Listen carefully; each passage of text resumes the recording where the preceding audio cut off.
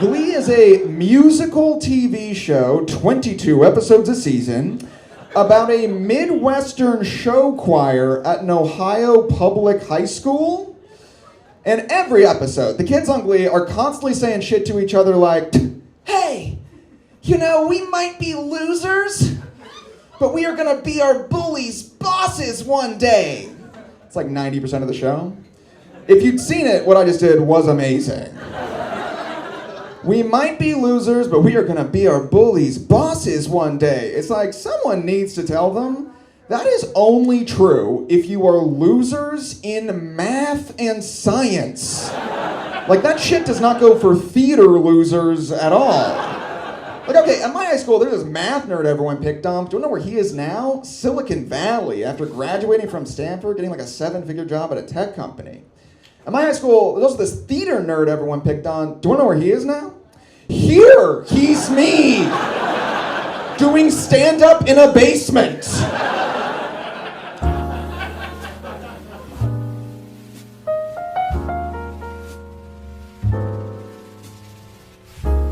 So happy to be here. I'm originally from Missouri. Okay, and that has never once gotten applause. Not one time. I don't know, generally when people find out I'm from the Midwest, they react like I escaped a war-torn nation. They're just like, well, what was the worst part of growing up in the Midwest? Was it the opioid crisis? Was it the crumbling infrastructure?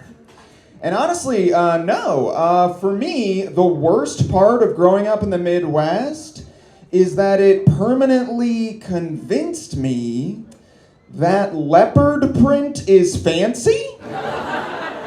I'm sorry, but to this day, if I'm walking down the street and see a lady in head-to-toe, skin-tight leopard print, my first thought is still, wow, a princess.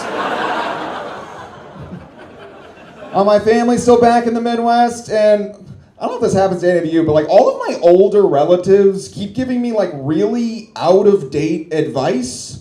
Like advice that hasn't been relevant in decades. Like my 89-year-old Irish grandmother, she found out I was looking for a new job, and her one piece of advice to me, she was deadly serious. She said that I should never bring up my Irish heritage in a job interview because it would prevent me from getting work. It's just like, wow, thank you, Nana. I will keep that in mind if I interview to work at a turn-of-the-century shipyard. Thank God no one knows I'm Irish, otherwise I might lose my current job building the Panama Canal. I'm a big football fan, can't get enough of it. I will say, one thing about the NFL that's like never made sense to me is that when a player on the field gets injured, all of his teammates will take a knee, watch him get carted off by medical personnel, and then just like go back to playing the game. And I really respect how athletes can watch a teammate leave the field with an injury and then just immediately resume doing their job. Because I work in an office, and I'm sorry, but if the lady in the cubicle next to me shatters her spine, then gets dragged out on a stretcher, I will be taking a half day. I hate working in an office. I had one of those days recently where I was just so miserable that I had to be in the office that I started getting annoyed by things that I know I don't even care about. Like, we were in a meeting and we were pulling something up on the computer, and an ad for that movie Black Adam popped up on the screen, and a coworker of mine, who's like a perfectly nice lady, goes, "Ugh, you know, I hate how The Rock always just plays himself in all of his movies." And for some reason that infuriated me. Because how are you to complain The Rock always plays himself? It's like, yeah, he's a 6'7", 290-pound, half black, half Samoan, shredded professional wrestler. Who else is he supposed to play? Nixon? That man literally has to play himself, because it doesn't matter. Like, he can put on a wig, glasses, do an accent. You are still never walking out of a movie theater going, wait, was that The Rock? Worst job I ever had was the first job I had when I moved out to California. It was a minimum wage job. And look, a lot of my friends work minimum wage jobs too, but I worked a minimum wage job at like a big corporation, which meant that I got to see both extremes of the wealth gap. And that part was kind of fascinating. Like, I don't know if any of you know this, but poor people love talking about class warfare, starting a revolution, and violently overthrowing the rich. And rich people love just kind of pretending those conversations are not happening. Like, my millionaire boss would come up to his top floor office and be like, Robert, do you realize you are one more late report away from the management team writing you up? And all I can think is like, dude, do you realize you are one good Bernie Sanders tweet away from the interns throwing you off a balcony? I don't know. I do love California. I've lived here a while. I actually think I'm the first one to notice this. It is a very expensive place to live. That's why you can tell who here comes from money, because they're the only ones having a good time.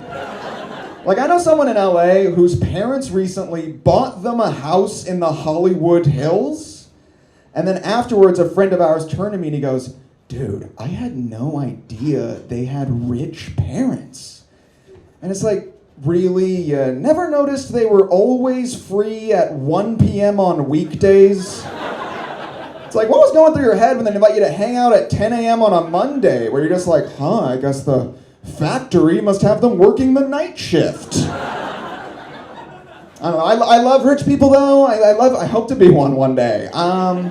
It is sometimes hard to be friends with rich people because it's like impossible to relate to their problems. Like, a friend of mine's really rich, and he recently told me that he's paranoid about poor people intentionally throwing themselves in front of his car just so they can sue him for hitting them.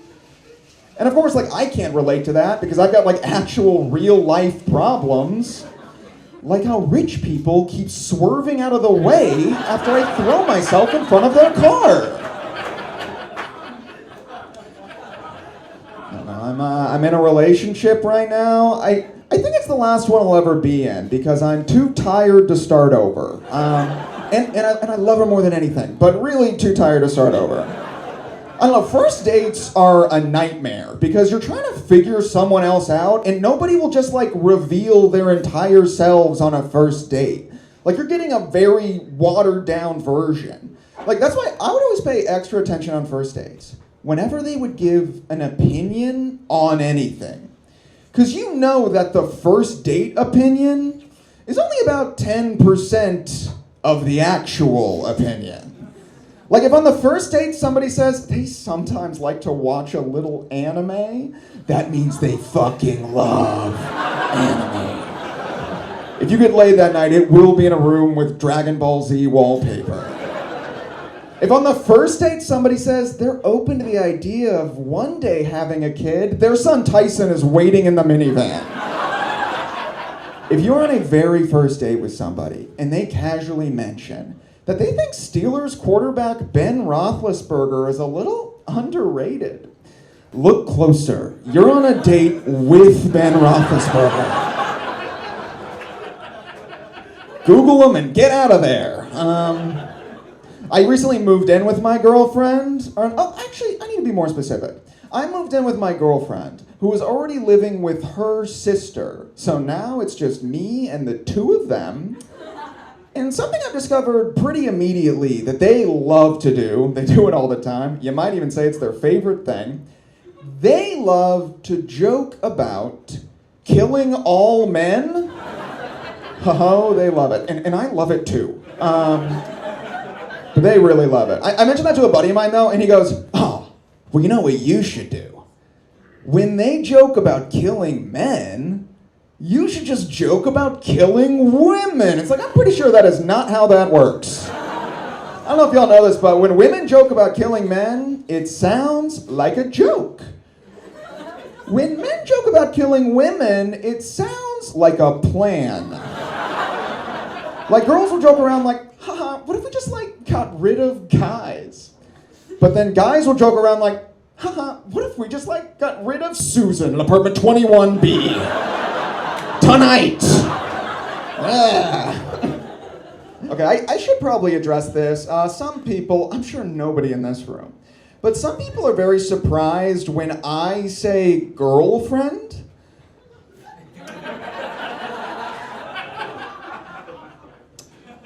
And it got to the point where when my girlfriend and I first started dating, she posted a video of the two of us to her Instagram. And immediately, a ton of replies came in that were like, that guy is clearly gay. And then a bunch of people replied to those replies saying, hey, don't say that. He could be bi. And nobody dared to even suggest a third possibility. Let's see, I am glad that I don't live with guys anymore, because I was always too tempted to fuck them. Where did that come from? Ooh, Jesus. I am glad that I don't live with guys anymore, because like every guy roommate I had at least one gross habit that I still can't even like wrap my head around. Like my college roommate, I lived with this guy for 3 of the 4 years. What he would do every time before he went out to a bar or a party is he would take a tampon and he would dip it in red wine and then he would stick it up his own ass. Good night, everybody. Get home safe. He would stick a wine-soaked tampon up his own ass. And when I asked him, hey man, why are you doing that? He said these exact words with this exact level of confidence. He goes, dude, I Googled it. It gets you like 15% more drunk. And setting everything else aside, 15 always felt like way too low a percentage for that to be worth it. 15% is not even a quarter of one glass of wine. My roommate would just be shuffling around a crowded party wincing like, yeah, it stings a little, but hey, it was either this or taking 2 more sips. One thing about living with my girlfriend is we have no more like personal space anymore. Like when I first moved in, she overheard me for the first time talking to my parents on the phone. And afterwards she was like, wow, you talk to your parents in such a formal way. Which I think is just what people who grew up in California say to you when you don't feel comfortable calling your mom a dumb bitch. Her exact words were, she goes, you talk to your mom like you're on a job interview. It's like, yeah, I talk to her like I want her to like me. Also, I've heard my girlfriend talk to her mom on the phone. I talk to my mom like I'm on a job interview. She talks to her mom like she just got fired and is on her way out the door. She's like, yeah, and here's another thing I never liked about you. I still expect a check in the mail. I don't know, I don't like to hate on my parents. Actually, I give them a lot of credit. Like, my mom is obviously a white woman, but she has always defied stereotype, because as long as I've known her, she has never once demanded to speak to a manager. She's always been perfectly happy to just keep screaming at an entry-level employee. My parents are both like very like uptight Midwesterners, but my mom is one of these people who's like almost so uptight that it comes all the way back around to her having kind of a dirty mind. Like, okay, one Thanksgiving when I was in like 1st or 2nd grade, unbeknownst to any of the children, my aunt had apparently gotten a boob job. And so right before my little sister and I are about to walk into our grandparents for Thanksgiving, my mom grabs us by the shoulders, yanks us aside, and in the scariest voice I have ever heard her use goes, do not, under any circumstances, mention your aunt's breasts. And my sister and I just looked at each other like, yeah. That was simply never on the table. At this point, I'm like an 8-year-old boy who gets embarrassed when cartoon characters kiss, but in my mom's head, I am interrupting a family dinner to point out my aunt's rack. Like, I know what I'm thankful for. Let's see, I was born in 1994, brave to admit. That makes me a millennial. Any other millennials in here? Okay. And the rest of you are Gen Z? All right, we had 2. I was like half joking, but good. Happy to see you, yeah. I sometimes feel like our generation, like millennials, we over-exaggerate the differences between us and the younger generation, Gen Z, because like, I was talking to somebody, and somehow it came up that they were born in 2002, and then just instinctively, I was like, oh my God, so that means you don't even remember 9/11. And then they were like, no, I don't. What was 9/11 like? And then I had to be like, I don't know, I don't really remember. I was 7 years old. It's not like I went to kindergarten in the Situation Room, you know? I don't know, at a certain point, when people born in the 90s share their memory of 9/11, we're all just describing how a school assembly works. We're like, oh, that day was crazy for me. We were in our classroom, and then we were all led to a different room. And then after a while, we were led back to our original classroom. It's like, wow, 9/11 sounds an awful lot like the Scholastic Book Fair. And I don't really like to weigh in on controversial issues, though, like, because look at me, I have no perspective, so I always wind up just making myself look like an idiot trying way too hard to say the right thing. Like one time, a couple weeks before Christmas, a buddy of mine tapped me on the shoulder and he goes, hey, Robert, do you think Santa Claus is white? And I was just like, I don't know, is she? Pull that reverse Uno card on him. I am really a nightmare, I do have to admit. I'm a nightmare. Like I was watching The Office with my dad, because it's like one of 3 things we can do together. And I was just trying to make conversation. So it was the episodes where Jim and Pam first started hooking up. God, the electricity in those episodes. And in an attempt to fill the silence, I said, you know, I don't think they could get away with this today, because Pam is a secretary and Jim is a salesman, so there's a power imbalance. So it's kind of problematic. And my dad said, that's where you're wrong, because for there to be a power imbalance, Pam would have to be a direct subordinate to Jim. And even though she's a secretary, she's not Jim's secretary. She's the whole office's secretary. So there's no power imbalance, so the relationship is not problematic. And I said, oh, you're fucking your secretary. My dad's like, we don't even know what's going on with Jim at home. Maybe Jim's wife is emotionally unavailable, and maybe Jim's dumb son can't even let him enjoy a stupid TV show. I grew up Catholic. You may know us as the good guys from every exorcism movie. Or as the bad guys from world events. One thing that is good about Catholicism is that the stigma against dating outside your religion does not exist in Catholicism at all. Like one time I asked my Catholic dad if it would be okay if I dated someone who wasn't Catholic. And he just looked me in the eyes, got an inch from my face, and said, if you find a way out, take it. And I did. I dated a Jewish girl for a couple years, and our religious difference literally never even came up at all, except for when I would go over to her place, and her family would make a lot of self-deprecating jokes about being Jewish, and I had no idea how I was supposed to react. They toss these jokes my way, and I just have to try to like awkwardly come off as genuinely oblivious as possible. Like one time I went over and her mom comes out of the kitchen and goes, all right, Robert, warning, I made a traditional Jewish recipe. So you know it's old, it's bitter, and there's way too much of it. And I just had to be like, well, I'm sure it's been through a lot.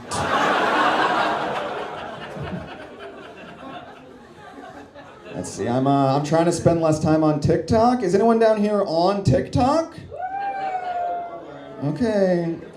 One of you was too old to cheer. I will not say who. I don't know, I get like all social media is bad, but the stuff that goes viral on TikTok will ruin your faith in humanity. Like, people will post TikToks sharing true stories so traumatic that I'm starting to think teens in the Midwest think posting a TikTok is just how you file a police report.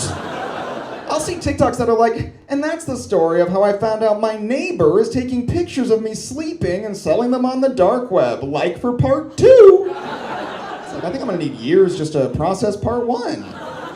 There's this one, it was a series of TikToks, so it's a bunch of videos posted from one account, and in every video, this girl broke down a different time a different teacher at her high school slid into her DMs while she was still a student.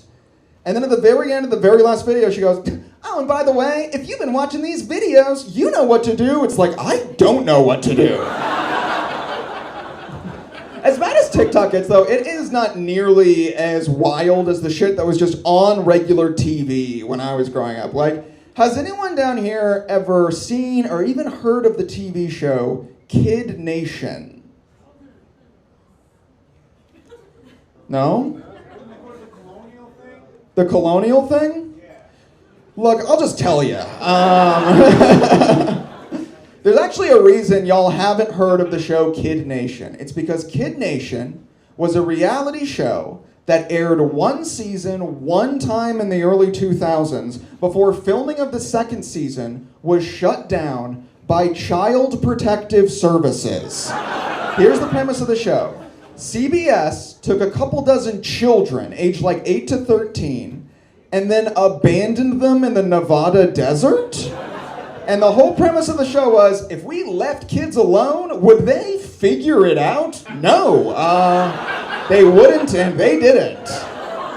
Every week on Kid Nation, the kids would like do a challenge, and then an adult host would come in and let them pick between one of two prizes. And one prize was always like an important survival prize, and then one prize was always like a fun kid prize. And clearly what they were going for is to show that by being left alone, these kids have matured, so now they know to pick the survival prize. One small problem, they never once picked the survival prize. The host would be like, do you want clean drinking water? Or do you want a pizza party? And then some overwhelmed 10-year-old would be like, we would like the pizza party. And you just see it in the host's eyes. He's like, fuck, I might be going to jail. They never learn. Even at the end of the season, the host is trying to help them out. He's starting to feel complicit. He's like, listen to me so carefully. Do you want to be able to flush the toilet, or do you want to eat a piece of cake? And the kid would go, oh, well, we obviously want to know the flavor of the cake. Not getting us that easy. Kids are dumb. There's no way around it. The smartest kid I've ever known was a kid I went to high school with for like 6 months. And what he did was he smoked weed in his mom's Jeep. And this is back when you get in trouble for smoking weed. I went to high school in the 1920s. He smoked weed in his mom's Jeep. But what he did, to avoid getting in trouble for smoking weed, he tried to hide the smell by lighting a scented candle and then leaving it on the back seat overnight, only to wake up the next morning and discover that, wouldn't you know it, the entire car had burnt to a crisp. And look, we can judge him all we want, but we do have to give him this. He definitely did not get in trouble for smoking weed. I like to think he was sitting in juvie for felony arson going, haha, they almost had me. I think I need to get some new friends, just swap a couple out. Like, I've got a friend now who's really into what I can only describe as low-stakes conspiracy theories. Like, not even the big fun ones. Like, we'll be hanging out and he'll say stuff to me like, you know, you think of the Monopoly Man as having a monocle, but actually the Monopoly Man doesn't have a monocle. And it's like, actually, I don't think of the Monopoly Man at all. He's always like, when people are imagining the Monopoly Man, it's like, no one is imagining the Monopoly Man. He'll finish off 10-minute rants like, and that's what they didn't want you to know about the Goofy movie. It's like, that's what I didn't want me to know about the Goofy movie. I don't know, I'm just picturing someone whose reality would be shattered by that kind of news.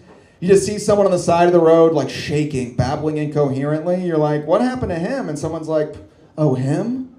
Well, he found out the Berenstein Bears spell their name a little differently than he remembered. Oh, big news for my family. My uncle, who's in his 40s, recently started dating a girl in her 20s. And then when I mentioned to my dad that that's like, you know, maybe kind of a big age gap, he hit me with this saying. He goes, well, half your age plus 7.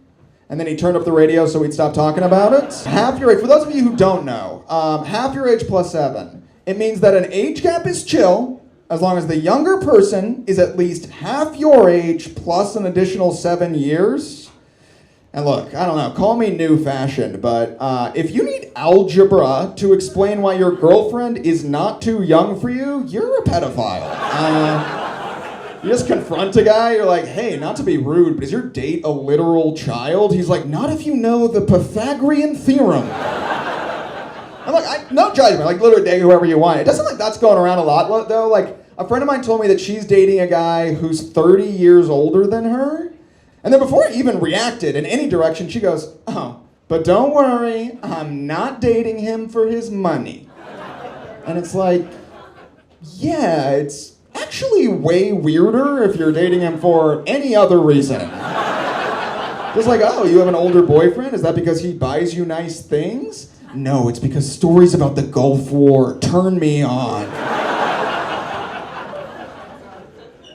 See, I am from the Midwest. It is tough to spot other people from the Midwest because the giveaways are there, but they're very subtle. Like even I'll meet people and they'll be like, did you know I was from the Midwest? And I'll be like, no, no way, I totally can't tell. And then they'll be like, also, did you know if you mix red wine with Sprite, it's basically champagne? And I was like, now I can tell. There it is. I don't know, one thing that people in California do say a lot when I tell them I'm from the Midwest, and it's very California and it's very New York, is that they'll be like, I wish I was in the Midwest, because I'm a Midwest 9, but a California 4. In the Midwest, I'm $1 million. Here, I'm just a pile of haunted pennies. And it's like, I don't know where this idea came from, that everyone in the middle of the country is just like way uglier than people on the coast. But it's not true. Like, we have very hot people in the middle of this country. It's just that the opportunities for those hot people are a little different there than they are in like New York or LA. Like, if you're hot in New York, you can walk the runway at a fashion show. And if you're hot in the Midwest, you can head up a pyramid scheme. It's like LA hot might get you into show business, Midwest hot will get you into white collar crime. Like, I went to high school with this girl. Oh my God, she was fine. But she had a dad named Brent. Brent was in his mid-50s. I'm here to tell you, you'd never know it. Brent kept it tight. Brent had a tan. Brent had a strong jaw. Brent wore very nice suits. And my sophomore year, Brent went to prison for running a nationwide funeral scam in which he sold luxury burial plots to dying millionaires. And then when they actually died, he would bury them in worthless graves and pocket the difference. I know exactly 2 things about Brent. I know that he's a sociopath who deserved to go to prison, and I know I'd get butterflies if he kissed me. I don't know, growing up in Missouri, my dad owned a lot of guns. He always did. And sometimes people will hear that and they'll be like, oh, well, did your dad owning guns make you more comfortable around firearms? And it's like, no, but it did make me less comfortable around my dad. Look, I was around guns my whole childhood and nothing ever happened, but that doesn't mean it was safe. Like one time, 9 years old, I was home alone and I was watching a Western on TV and they all looked so cool with those old-timey revolvers. And then I remembered, wait a minute, my dad's got a modern-day revolver in the middle console of his truck. And so, 9 years old, I took my dad's spare keys, I unlocked his truck, I pulled the revolver out of the middle console, and then, to be like the cowboys, I cocked the revolver. And as soon as I did that, I was like, I should not have cocked this revolver. And I panicked. And what did I do? I put the cocked gun back in the middle console, and then that's the end of the story. I never told anyone, it never came up, it's 20 years later, and to everyone else I had a totally normal, stress-free childhood, but only I know I was almost on the news. I was a speed bump away from my entire family being on the news. My parents are both on the older side. They're in their 60s. They're going to be 70 soon. I'm still very close with them, but I've noticed that as they've gotten older, they've gotten more gullible. Like they saw a chart on Facebook that said that young people are more likely to suffer from depression. And that was enough to convince them that because I'm relatively young, I must just automatically have depression. And at first I was going to deny it, but then I was like, I think I can kind of use it to my advantage. Because my parents are always trying to guilt me into lame activities by saying, hey, Robert, you never know. We might not be around much longer. And now I can just come back at them with, hey, Mom and Dad, you never know. I might not be around much longer. They're like, come apple picking or we will write you out of the will. And I'm like, don't make me or I'll write you into the suicide note. And then we all just slowly back away from the dinner table. All right, you guys have been so much fun. Thank you so much for coming out. I really appreciate it. Thank you so much.